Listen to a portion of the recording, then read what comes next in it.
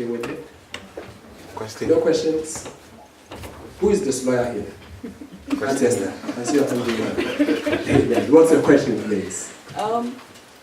He did mention that in corporate world there'll be customer service that will address the problem of grievances of customers if they are not satisfied.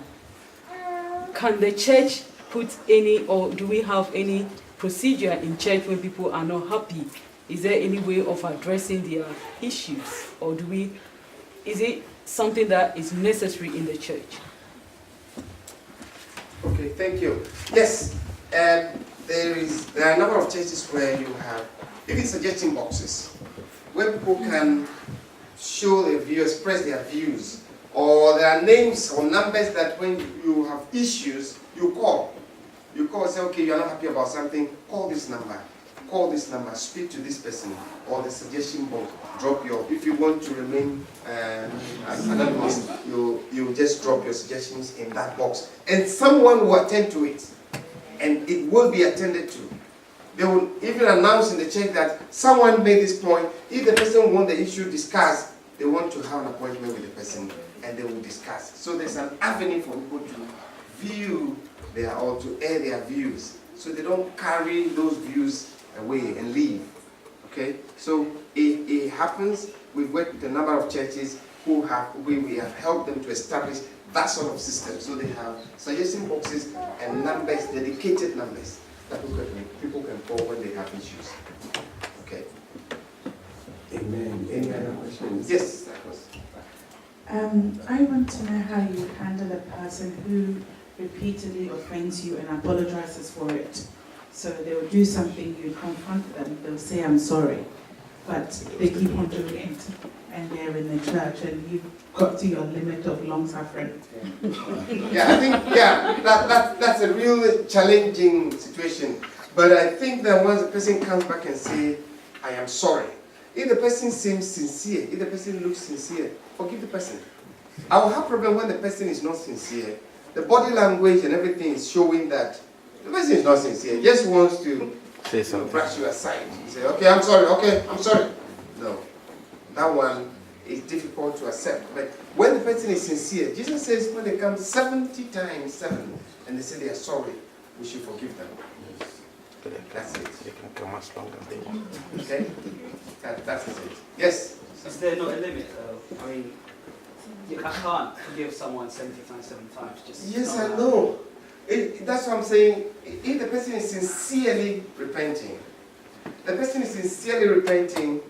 and is getting it wrong again, and the person comes, oh, I'm sorry, I didn't really know this would happen again. Please forgive me. I will forgive. But if the person, I realize that is using my kindness as an opportunity to take advantage of me, then it becomes an issue. Then I can call him before the church or leave him as an unbeliever. Yeah. Okay. Yes. Let's take this scenario. The person had made up his or her mind to live in church. Yeah. And what are the process to convince the person to stay back? Yeah, thank you. Or despite many attempts? Good question. And many churches and many church leaders feel proud. They said, let him go. God will bring 10 more.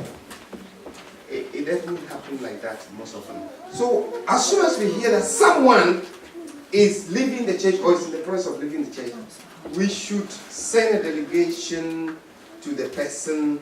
We should make the leadership call the person, visit the person, find out what is wrong, what we can do better to stop the person from going. We should do everything we can to retain the person.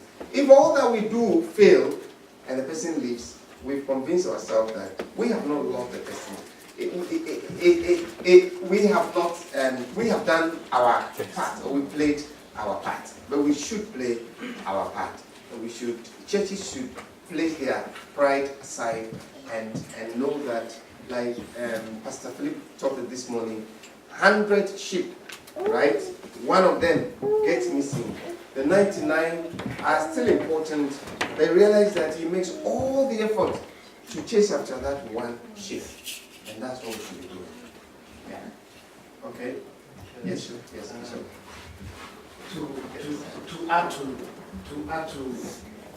what you have just said, sometimes the pride is not from the pastors or the elders, because I've come to also understand that sometimes the people are planning to leave. It doesn't matter what you tell them. It's true. They can come back, but when they are leaving, the devastation they will leave behind is too difficult to repair. So sometimes we send people, they go, and then they are saying something else, you go again, you leave them. Because if they come back, you can't repair the harm they will do before leaving. So it's not sometimes true repentance, true genuine. That's right. Because you come to a place, call a person, so I don't want to see you. Okay, you send an elder, the elder goes and then tells a different story. Now come and let's sort the issue out, and you don't want to come. No, I don't want such a person in my church. Because you kind of create problem for me. So that's how I relate and deal with some of these issues. Okay, so I think that the most important thing is that we should do everything possible. The scripture says we should do all things possible to live at peace with all men. If we have played our part, we are satisfied we have played our part. That's it. Let the person go. If he wants to go, let them go. Because we can't force them to stay. Yeah. Yes. Loyalty works with discipline. Of course, loyalty works with discipline. We're talking about keep the rule, keep to your limits, stick to the rules. And so loyalty respects discipline. It respects authority and order. Does not try to usurp authority or usurp people's position. No, knows that this is the person who is over me. See, the centurion said, me too, I'm a person under authority, and there are people under me. So until people submit to authority, nobody will respect the authority. So loyalty respects the authority structure in the church. Yes, the person comes and the senior pastor probably doesn't even have a first degree, and you are a professor. It doesn't matter. Amen. Loyalty means I submit to the authority. When I was in my previous church, I won't tell you, I was doing my doctorate. In fact, at that point, even my senior pastor probably could have been my student. Yeah? Yeah. But I was the assistant pastor. I was submissive. And you can go back to, if you want to know the church, I can tell you after here. You can go back and ask all the questions. And so it's about discipline, making sure that what they ask you to do, you do it. You don't disrespect anybody. He will be traveling and say, Sam, I'm going to be away for 3 weeks. Yes, sir. And then do this. He say, okay. And it would be done. That is loyalty. At that point, I hope, see, we are late, but the questions are coming. Because I was going to ask that how we improve upon loyalty. Please, can you give it very quickly? Back, 2 steps back, probably. Are you there? Okay. Then let's just see. Because it's about putting other people first, or the other person first before you. At that point, whatever I am, whatever I have, whatever authority, wisdom, knowledge, understanding, qualifications, respect I have, I place all of these as a secondary. My boss, the person ahead of me, is the one who is the most important. Like Jesus says, what? He thought it not robbery to be equal with God, but he made himself of no reputation and put himself, humble himself, put on himself the nature of a servant. Is that not Philippians 2? Yes. Philippians 2. Yeah. Okay. Yes. So improving your loyalty, put the people's interests first, even if that inconveniences you. Be honest and kind, be objective, speak your mind, tell them what they need to hear, accept them wholeheartedly, not focusing on their flaws. Don't stab them in the back. Don't take advantage and exploit them. Don't spread rumors or share false information about them, and treat them the way you like to be treated. That is the thing. So discipline is definitely one of them. Can someone be loyal from afar? Yes, someone can be loyal from afar. If it's not possible for the person to be physically there, the person can remain with you in the spirit, praying for you, encouraging you, calling you, and sending you messages of support. Sometimes they even support you. Yes, they can support you financially, etc. It's not possible for the person to come to your church, but the person can, from a distance, be loyal to you. When you are doing a program, the person may come to support, but he knows that I belong to a church somewhere, but I want to support your ministry because I believe in what you are doing. It is possible. Yeah. Okay. Right. Any other question? Last two, yes. I want to say that being honest and kind. I was at home and I was thinking to myself, like, being in a church where you can be sometimes around certain people that treat you away all the time. And I kind of compare it with myself going to work. Every day I have to go to work, and the people that are around, even if they treat me bad or treat you in a way, you still have to go with a smiling face. Being who God says you have to be as a person.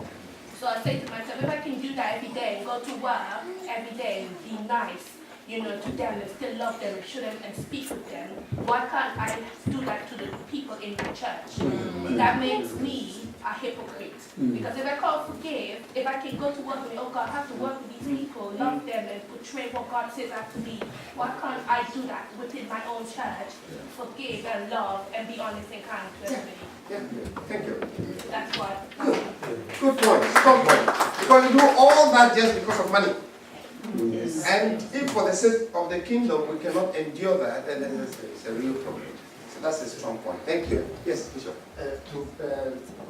What you just said, sometimes, in fact, if we are working and we are not going to work, we are able to call the work and say that maybe I'm sick, so I can't come. Yeah.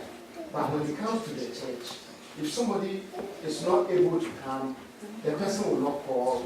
The person is expecting the pastor to call. In fact, if you don't go to work and the work calls you, the following day remember that you don't have any work. Yeah.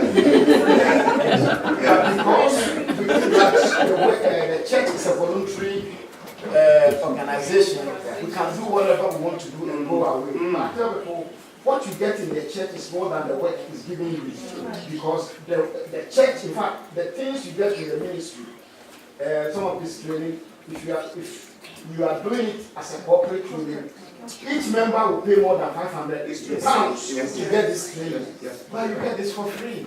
And you think that it is a free commodity. No. Somebody has taught, and it's your duty to receive it. So you don't come today, I call you and you say, oh, maybe I was tired. Another day I went to a match the day. Next time I call and you say, oh, I went to somebody's naming ceremony. If you don't come again, I won't waste my time to call. Because you have not put value in the goodness of God. Thank you. Thanks so much. Yes, brother.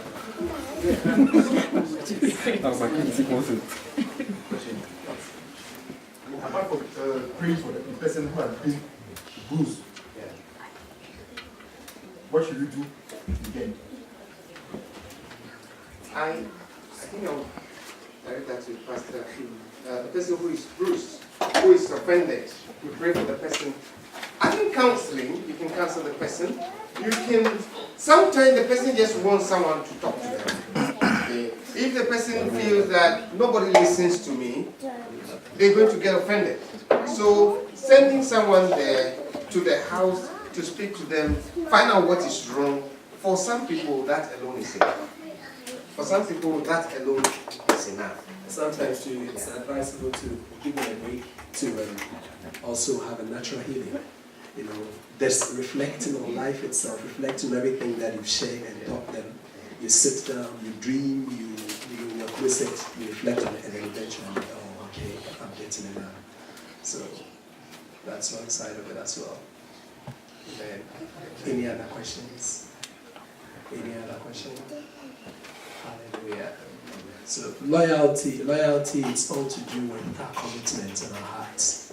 And I pray that, you know, the greatest sin, I was going to share this today, the greatest sin that the disciples of Jesus, they did to Jesus, is to deny him. That is the greatest sin. You know, when